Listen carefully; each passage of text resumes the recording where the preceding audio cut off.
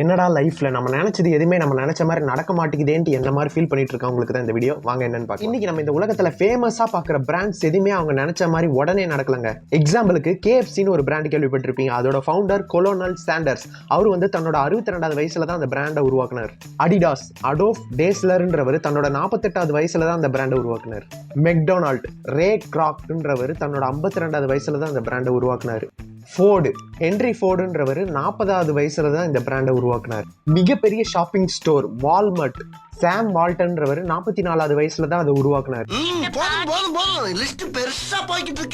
இதெல்லாம் உருவாகிறதுக்கு இத்தனை வருஷம் ஆனாலும் இதோட முயற்சி ஆரம்பிச்சது 20-30 வருஷத்துக்கு முன்னாடியே அவங்க ஆரம்பிச்சிருப்பாங்க. ஸோ அதெல்லாம் ஃபீல் பண்ண வேண்டாம். என்ன மாதிரி நம்மளும் ஒரு 20-30 வருஷம் கழிச்சு ஒரு பிராண்டா கூட மாறலாம்ல இந்த உலகத்துக்கு.